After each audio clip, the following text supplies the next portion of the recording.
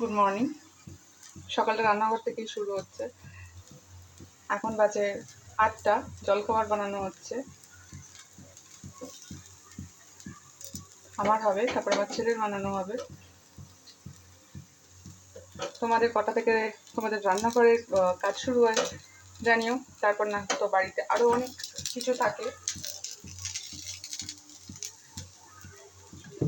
তারপরে এই যে এখন একটু বানানো হচ্ছে সকালবেলার জলখাবার। আমার এটা এখন আমি খাবো।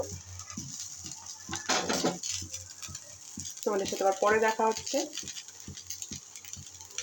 Keep watching. Thank you. এখন আমার ছেলের জন্য ব্রেকফাস্ট বানানো হচ্ছে। ও এখন একটু কর্নফ্লেক্স খাবে, খেতে তো চায় না, জোর জার করে খাওয়ানো হবে। আর আমার জন্য একটু সরু চাকরি টাইপের বানানো হয়েছে। আমার সকালবেলা ওটা খেতে ভালো লাগে। আমার একটু ভাজাভুজি খেতে সকালবেলা ভালো লাগে, একটু পরোটা, একটু রুটি খেতে একদমই ভালো লাগে না সকালবেলাটায়, সেজন্য ওটা বানানো হলো। আমাদের সকালবেলায় রান্না হয়ে যায়, যা করার থাকে।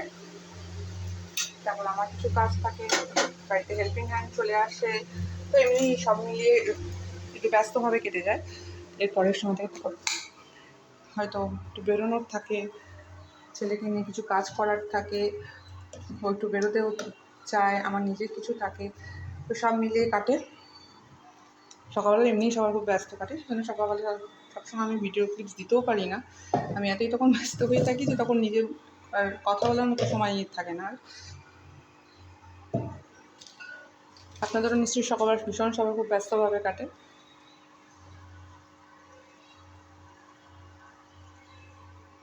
সঙ্গে থাকুন। আমার যে ঘর, আমার ঘর থেকে ভীষণ সবুজ দেখা যায়।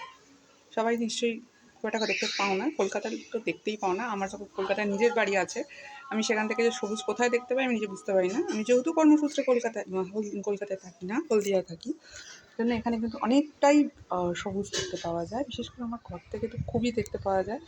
আর সকালবেলা উঠলেই আমি বারান্দায় এসে দাঁড়াই, রোদ্দুর থাকে, সুন্দর হাওয়া লাগে দক্ষিণ দিক থেকে, আর সামনে সবুজ থাকার জন্য মনটা এমনি সকালবেলাটা ভালো হয়ে যায়। সেজন্য কাজ করার তো মনে হয় ঠিক আছে একটু বেশি কাজ করে ফেলি। কিন্তু আমার ভীষণ পছন্দের জায়গা আমার ব্যালকানি, ভীষণ ভালো লাগে। কর্মসূত্রে অনেক জায়গা ঘোরা হচ্ছে। কলকাতা ছাড়া আমি মোটামুটি সব জায়গাতেই সবুজের সমারোহ একটু দেখেইছি। সেটা দুর্গাপুরে যখন ছিলাম দুর্গাপুর, এখন হলদিয়া, তারও আগে ছিলাম আমরা পাঞ্জাবে। পাঞ্জাব তো আমার ভীষণ পছন্দের একটা জায়গা, ভবিষ্যতে যদি আবার কখনো সুযোগ হয় যাবো। সেই জন্য ভাবলাম আজকে আপনাদের আমার ব্যালকানিটা একটু দেখিয়ে দিই, ভীষণ সুন্দর লাগবে। একদম ঘুম থেকে উঠলেই মনে হবে আপনার চোখটা একদম সবুজের মধ্যে গিয়ে আটকে গেল।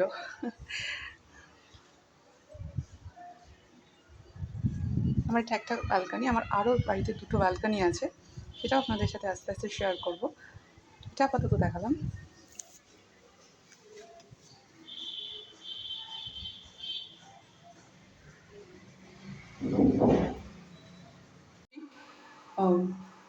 ঘোরার আছে, একটু জিনিসপত্র নেওয়ার আছে। ওই যে অভিনয়ের জন্য অস্থির হয়ে পড়েছে, সেজন্য ওকে নিয়ে যেতে হচ্ছে। পরে দেখা হচ্ছে। Thank you. এই যে সন্ধ্যেবেলা ছেলেকে নিয়ে বেরিয়েছিলাম, ও সারাদিন ঘরে থেকে তো বোর হয়ে যায়। আর আমারও সকালবেলা আজকে বেরোনোর মতো সময় হয়নি, বাড়িতে অনেকগুলো কাজ ছিল। তো রাস্তাতে দেখলাম অনেক বেলুন টেলুন বসেছে, এখানে সন্ধ্যেবেলা এমনিই থাকে, তো একটু ওদের সাথে শেয়ার করে নিলাম। দাঁড়া দেখি, আগে দেখি। এবার আমরা চলে এসেছিলাম মেড প্লাসে, বাজার করা ছিল। তারপর মেড প্লাসে এসেছিলাম, আর আমি একটা কফি নিচ্ছিলাম। তো আমার ছেলে সেটা হাত থেকে নিয়ে টানাটানি করছে যে ওটা ওর হাতেই দিয়ে দিতে হবে। যাক, সারাদিনের আজকের কিছু ঘটনা প্রবাহ আপনাদের সাথে শেয়ার করতে পেরেছি। আপনাদের কেমন লাগলো জানাবেন, ভালো লাগলে তো সাবস্ক্রাইব করুন, লাইক করুন, কমেন্ট করুন। Thank you.